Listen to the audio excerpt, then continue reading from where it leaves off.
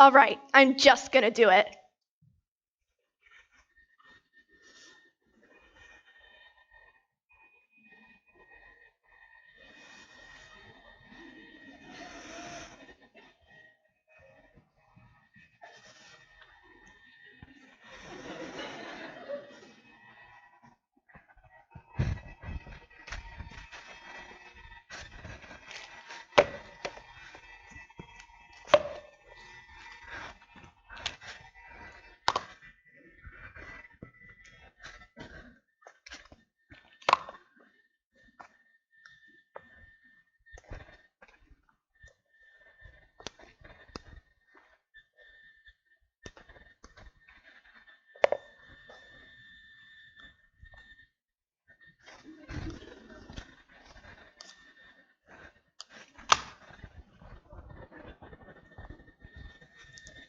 Did you see what I just did?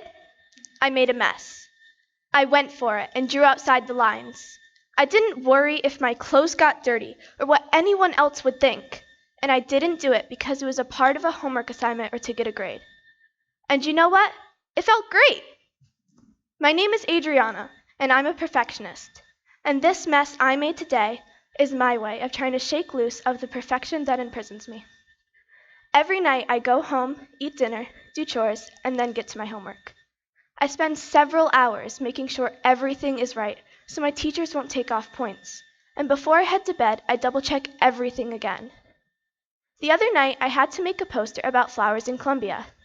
So here I am, sitting around for hours, cutting stupid tissue paper into petals of the exact size I needed, spacing everything out, pasting it all on a poster board, writing facts, and finally wondering, what the heck am I doing with my life? I got so frustrated that it's no wonder I went a little crazy with the finger paints today. But I have to be honest, drawing outside the lines, being this messy, and especially in front of all of you, is not easy. My instinct is to clean this all up and paint you a perfect picture. But the truth is, people learn from mistakes. If you do everything right in your life, then there's nothing else to say. Like, say I asked you what 2 plus 2 is. What are you going to say? Good for you. You were right.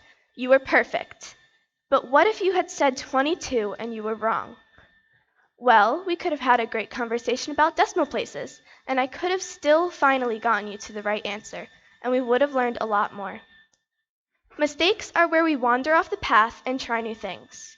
If everything is done right and there are no mistakes, how do we keep thinking and creating? We can't. Perfection is a kind of death. Per means through and through, and fect means done. So perfect means all done. I don't know about you, but I'm 13, and I don't want to be all done with my life, do you? Reshma Sojani gave a great TED Talk about how girls are taught to be perfect and boys are taught to be brave. She started a coding company to teach girls how to code. She said when the boys and girls were both taught about coding, the boys would hand in work with mistakes and be proud, and the girls would have a blank screen and say they couldn't do it.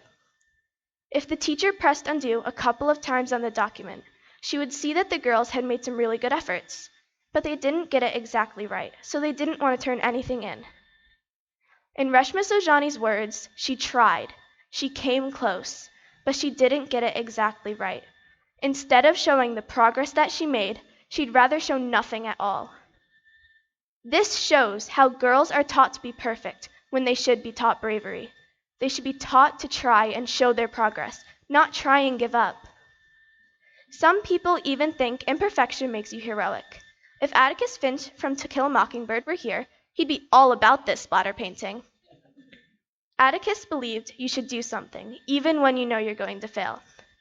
Take Tom Robinson's trial from in the book.